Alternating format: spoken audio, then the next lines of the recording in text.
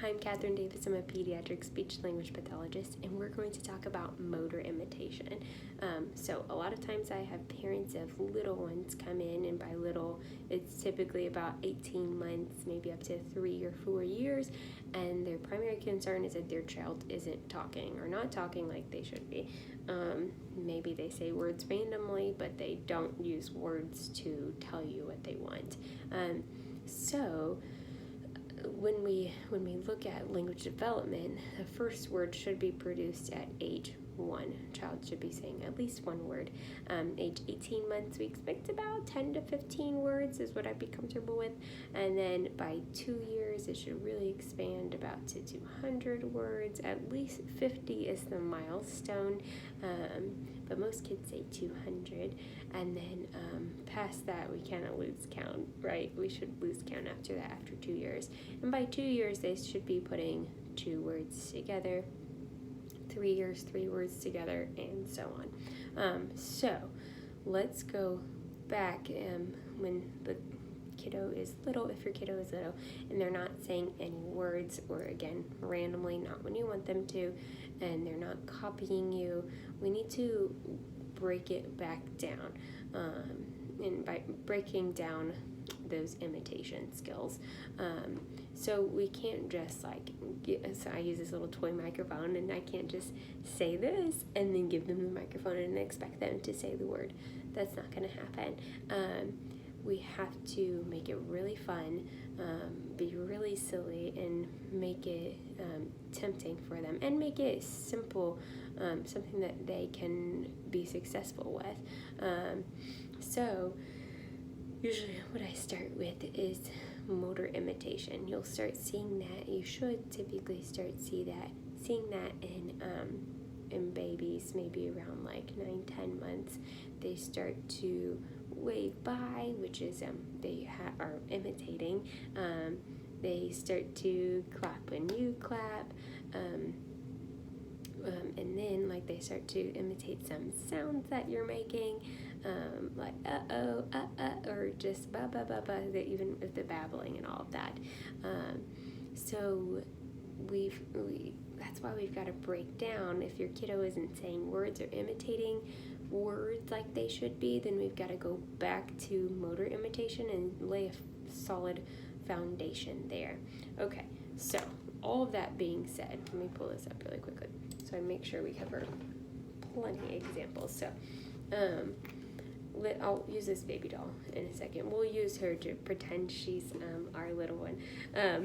But when we think about motor imitation, I gave you kind of like the clapping example, but a lot of times we'll blow bubbles, and just to give you guys some ideas, I'll blow the bubbles, and I do all kinds of different things with the bubbles, and I'm super silly about it because I want the kiddo to be silly about it and want to copy me. So I'll blow the bubbles, and I'll clap the bubbles, and I'll blow them, and I'll clap, and see if the kiddo isn't doing anything, then I'll take their little hands and see if they can clap them together. I'll take their little hands and clap, and clap the bubbles around. Or we swat the bubbles, we punch the bubbles, we kick the bubbles, we do all the things with the bubbles, and I am really silly about it, and I make it so fun or try at least to make it so fun that the kiddo is tempted to copy too. And if they have some motor limitations, that's why I'll try to grab their little hands or help them kick maybe with their little leg to kick the bubbles. Anyway, to an extent that is safe for your little one, of course.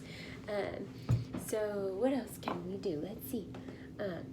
Something that I can also incorporate while I've got this baby doll is utensils, kitchen utensils, forks, spoons, that kind of thing. So maybe we'll play with a cup, and I'll pretend to drink it and make some silly sounds with it while I'm at it, which can maybe even prompt some sound imitation, but that's another thing. But I'll go, and then I'll give it to my baby doll, and then I'll give it to the kid,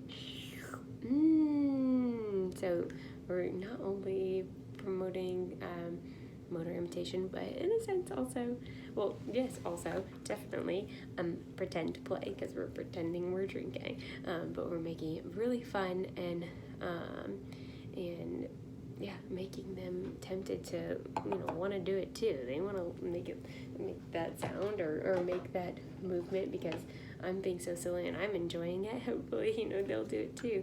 Another thing I'll do is with the baby doll, I'll wash the baby, and I like to sing while I'm doing it too. Wash the baby, wash the baby, wash, wash, wash. And so again, with the pretend play, I sing that song, and then I'll give it to the kiddo. If they're like, I'm not doing this, I'll take their little hand and do it too. Wash the baby. And then I'll give them one. If they're not doing it, then they have one and I have one, and we're gonna try to do it together. Wash the baby. And I'll hold the doll up towards them so they'll be tempted to do it. Wash the baby. Wash, wash, wash. And I keep singing that song. So that's more motor imitation with toys. We can do that with the baby, all the different things that come with the baby, or I say come with, I usually just use like random household things like a little hairbrush, and I've got like a real toothbrush, and I'll put it in the baby's mouth and do that.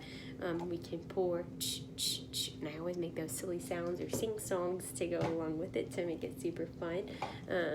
We can do lots of little things. I always have, these are tiny, but play food, pretend to eat the play food, and make those sounds. Let's see, we've got cars. I can push the cars and again make lots of sounds with it. Sometimes too, like I didn't pull any, but we can stack blocks. I'll stack the blocks up, and then give them a block and then help them stack it on top. Maybe I'll grab their little hand, put it on top, and then just enough to where they fall over and make a big deal. Oh no! And then we do it all again and stack them up again.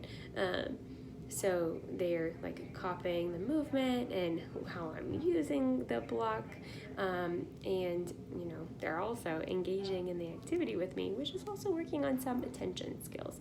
I can stack up the blocks, and then the kiddo comes over and knocks it down, or I show them how I knock it down with my hand, and then I'll stack them up again, and then the kid can come over and I'll let them swat it down with their hands. So anyway, lots of different ways we can work on motor imitation, but the important part here is, again, before we can work on verbal imitation, which is actual words, you have to have a solid foundation in just imitation skills. In order to build those imitation skills, we have to make it super fun, super interesting, be really silly about it, because we want to gain their attention and get them interested in what we're doing, which again also builds those attention skills while we're at it, and those like interaction skills. So anyway, that is a little bit on motor imitation. If you have any questions, feel free to ask. I'll put a couple of like handouts from the internet below. But have fun, be silly, don't forget, that's super important, and work on those motor imitation skills. Okay, y'all, bye.